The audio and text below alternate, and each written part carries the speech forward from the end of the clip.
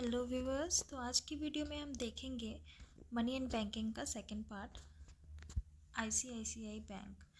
ICICI का full form क्या है? Industrial credit and investment corporation of India, जो कि बना था 1955 में। और इसका काम क्या होता है, इसका फंक्शन क्या होता है? Finance small and medium enterprises, जो भी स्मॉल स्केल के एंटरप्राइजेस हैं, बिजनेस हैं, ट्रेडिंग है, या फिर मीडियम स्केल के भी हैं, उन लोगों को फाइनेंस प्रोवाइड करता है ICICI bank. Now next is SEBI. SEBI का कल हमने फुल फॉर्म देखा था, securities and exchange board of India. तो आज हम इसके कुछ फंक्शंस देखेंगे। Promote interest on investors, investors के ऊपर इंटरेस्ट को प्रमोट करता है ये। Promote development and to regulate securities market. जो सिक्योरिटीज़ मार्केट है, इसका जैसे हम फुल फॉर्म में देखेंगे, इसका फुल फॉर्म ही है securities and exchange board of India. तो ये सिक्योरिटीज़ जो मार्केट है, हमारा शेयर मार्केट है, उसको ये रेगुलेट करता है और इसकी डेवलपमेंट के लिए जो भी चीज़ें होती हैं उसको ये प्रमोट करता है, डेवलपमेंट में इसके हेल्प करता है।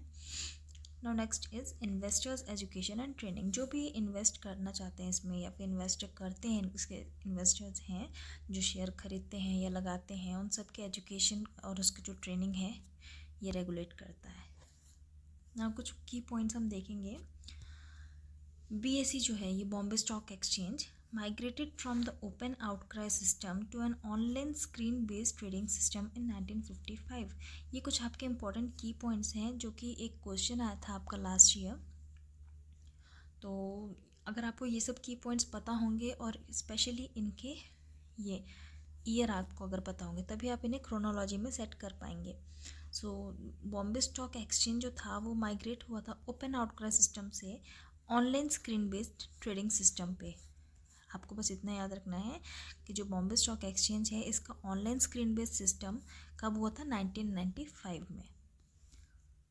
दूसरा है foreign institutional investors have retained their faith in Indian economy ever since the market were opened up in them in 1993। Foreign institutional investor मतलब जो भी फॉरेनर्स थे इन्वेस्टर्स, वो हमारे इंडियन इकोनॉमी में अब आके इन्वेस्ट कर सकते हैं, हमारे इंडियन जो मार्केट है उसमें। और ये फॉरेन इंस्टीट्यूशनल इन्वेस्टर्स ये किसके तहत आया था? एलपीजी रिफॉर्म जो आया था ना, लिबरलाइजेशन, प्राइवेटाइजेशन एंड ग्लोबलाइजेशन। तो इसके बाद से जो भी फॉरेनर्स हैं वो फॉरेन कंपनीज़ है, ट्रेडिंग है या ट्रेडर्स हैं, एंटरप्राइजेज हैं, जो भी इन्वेस्टर्स हैं वो इंडियन के मार्केट में आके भी अपना इन्वेस्ट करें और हमारी जो इकोनॉमी है उसमें इन्वेस्ट कर सकें। तो ये ओपन हो गया था कब से? ये ओपन हुआ था 1993 से।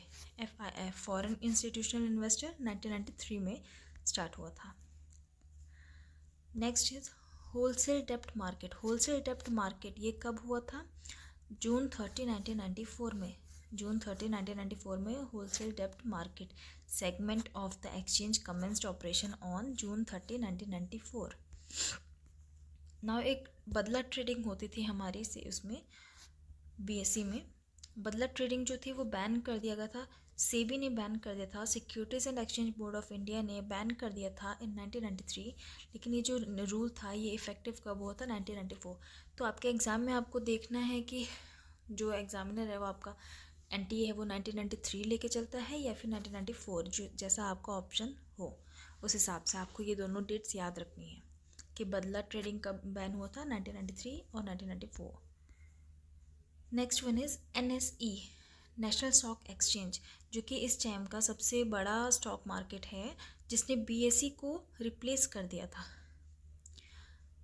Incorporated in 1992, was recognized just stock exchange by SEBI in 1994 with the launch of debt market। NSE ने सेबी के थ्रू ये जो बीएसई है इसको रिप्लेस कर दिया था। मतलब इस रिप्लेस किया था, इसका मतलब ये नहीं कि आपका बीएसई बंद हो गया, लेकिन उससे बड़ा बन गया था। ये इसलिए नहीं बड़ा बन गया था कि इसका जो एरिया है वो बीएसई से ज़्यादा था, ऐसा नहीं है कि इसका स्क्वायर किलोमीटर ज़्यादा था इसलिए ये बड़ा बन गया था।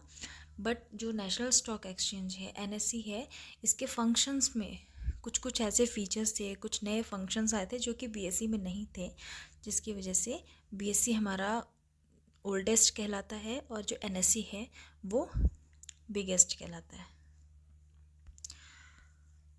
नाउ जो हमने की पॉइंट्स देखे हैं, इसका एक क्वेश्चन देखते हैं।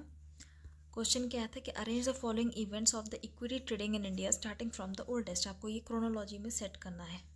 तो सबसे पहला पॉइंट क्या है इसमें? सबसे पहला पॉइंट आप देखिए, the BSE introduced screen based trading. आपको याद होगा हमने जो स्क्रीन बेस्ड ट्रेडिंग, सबसे पहला पॉइंट कौन सा पढ़ा था 1995 का? ये रहा।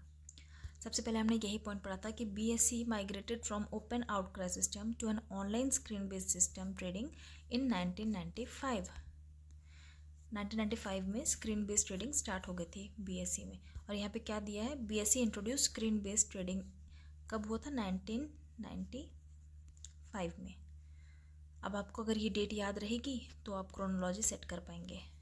Now foreign institutional investors are permitted to invest in Indian securities market।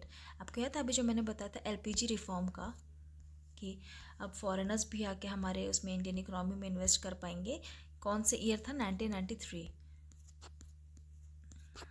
1993।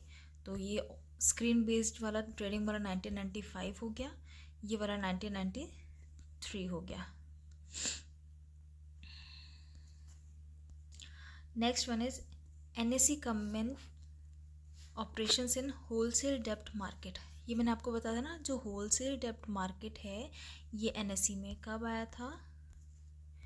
Wholesale डेप्ट मार्केट 1994 आया था। हाँ ये रहा, होलसेल डेप्ट मार्केट 1994 में आया था। नाउ आपको जो ऑनलाइन स्क्रीन बेस्ड था ट्रेडिंग, ये आपको 1995 में हुआ था।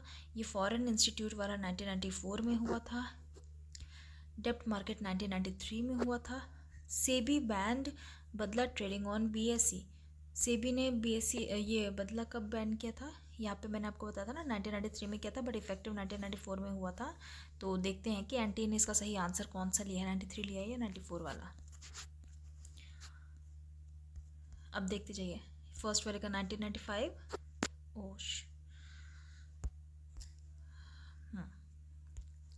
फर्स्ट वाले का था 1995, सेकेंड वाले का है 1994, third one is 1993 and SEBI वाले का भी आपका ये बदला वाला भी 1993 और 1994 है। NSE overtook the BSE। जैसे मैंने आपको बताया था कि इसको BSE को ओवरटुक कर लिया था NSE ने, और सबसे लार्जेस्ट स्टॉक एक्सचेंज बन गया था, stock securities exchange of India बन गया था। In terms of volume trading इसमें फंक्शन ज़्यादा थे, फीचर्स ज़्यादा थे। तो ये कब हुआ था? 1994 में। 1994 में जो NSE था उसने सेबी के थ्रू BSE को ओवरटुक कर लिया था। नाउ यहाँ पे आपको कुछ ऑप्शंस दिए हुए हैं, और इन ऑप्शंस में क्या है कि जो उसने सही आंसर क्या लिया था, इसका सही ऑप्शन उसने लिया था सेकेंड। यस, 24351। 24351। अब आपको पहले तो आप अपने से है ना एक क्रोनोलॉजी बना लो कि फर्स्ट वाला 1995 का था, यानी कि तो सबसे लास्ट में आएगा, जाहिर सी बात है। सेकेंड वाला फॉरेन इंस्टीट्यूशनल इन्वेस्टर 1994 में हुआ था। फिर बदला ये डेप्ट मार्केट आया था 1993 में। बदला वाला जो था वो 93 और 94 दोनों था। NSE ने ओवरटुक किया था ये 1993 में। तो सबसे पहले इसमें क्या लिया गया? सेकेंड, फिर फोर्थ, फिर 3, फिर 5, फिर 1। ओके, तो इसने किस हिसाब से सेकंड पहले लिया है? इसने सेकंड का जो 1994 था हमारा,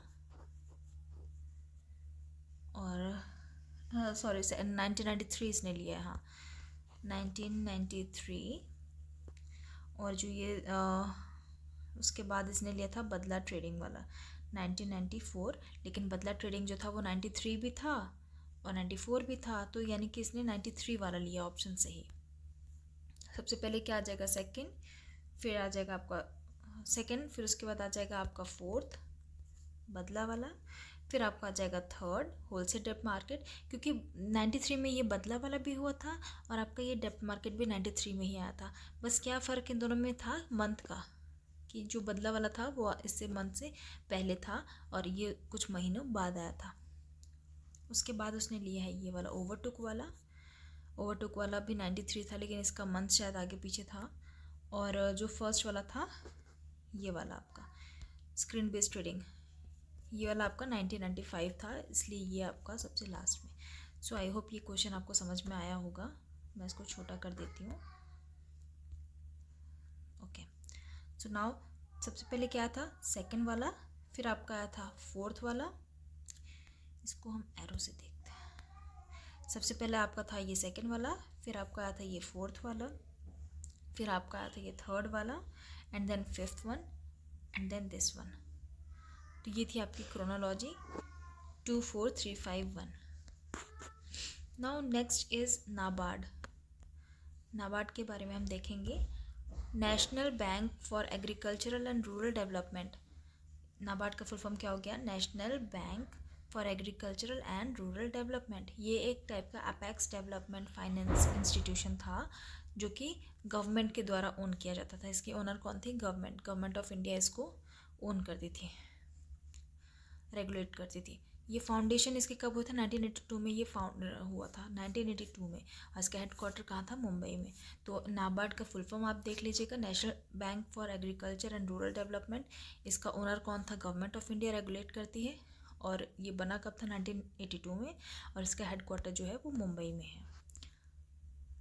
अच्छा, ये नाबार्ड आपका किसके एस्टेब्लिश्ड हुआ था, रिकमेंडेशन ऑफ शिवारमन कमेटी। ये आपको कमेटी भी याद होनी चाहिए कि जो नाबार्ड था वो ओन्ड बाय द गवर्नमेंट है, इंडियन गवर्नमेंट है, लेकिन एस्टेब्लिश किसके रिकमेंडेशन पे हुआ था, शिवारमन कमेटी के through. Now regional rural bank आपको देखना है अभी। इस रीजनल रूरल बैंक में क्या था, 1975 में ये बना था, 1975 में। और इसका फंक्शन क्या था कि provide credit to weaker section. जो भी वीकर सेक्शन है, स्मॉल सेक्शंस हैं सोसाइटी के, उनको ये फाइनेंस या पैसे प्रोवाइड करता है, क्रेडिट प्रोवाइड करता है, एक टाइप से लोन प्रोवाइड करता है। इसलिए ये रीजनल रूरल बैंक्स है, 1975 में बना था। Now cooperative bank. Cooperative bank क्या है, established on the cooperative principles of cooperation, self-help and mutual help and is engaged in the normal banking activities।